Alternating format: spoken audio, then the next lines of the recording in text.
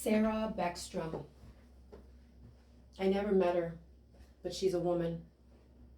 And as you look at the Constitution, I want to speak. Not out of trembling grief, but with iron-edged words. For one life that mattered, Sarah BECKSTROM. A guard on patrol assigned to protect a city. Not an enemy, not a protester, not a target. Just a human sister protecting concrete. In November 2025, 2 members of the National Guard were shot near the White House. Sarah died. Another guard is wounded. Their crime, wearing a uniform, standing guard, doing what the order said. But consider this. Just 7 days before her death, a federal court found that the massive deployment of National Guard troops to Washington, D.C. was illegal. The judge, J.M. Cobb, ruled that the deployment overstepped the law, that using the Guard for general crime deterrence and street patrols in D.C. violated protections meant to prevent military overreach. That means Sarah shouldn't have been there. By the law, by the statute, these troops had no business policing the streets! And yet they were deployed. Out of state, Guard units turned into de facto police. No local request, no community bargain, just orders of a tyrant. A heavy-handed, quote-unquote, crime crackdown. A military presence in place of community. Why was this done? Because power is easier to wield when fear is the backdrop.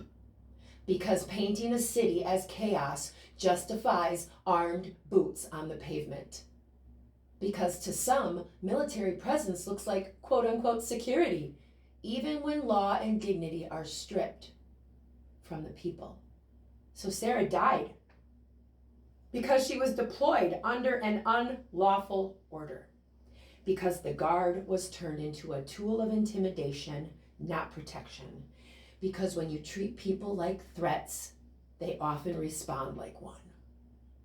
But hear this goddess talk, folks. This was no accident. This was not just a tragedy. This was a consequence. A direct consequence of abusing military power, of normalizing domestic deployment of armed soldiers for policing. She did not need to die for this regime, you guys. Do you understand me? We must be the ones to shout it, and we must name the risk before another uniform becomes a target. We must demand our troops go home, not become crime, not because crime is rising, but because democracy demands it.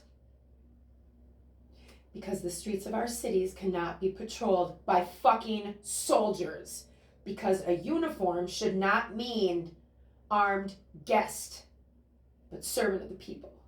So I'm going to speak for Sarah, for her life cut short, for the family who wakes in shock, for her father who held her hand while she died, for every other fucking guard and citizen in this fucking country who's looking away right now and not speaking up.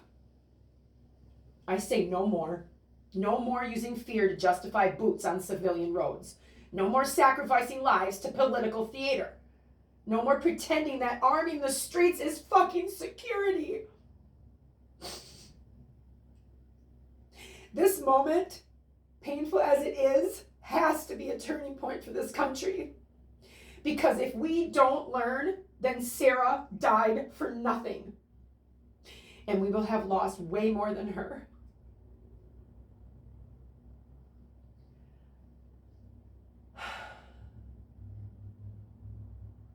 We have to stand up for our troops, especially for Sarah.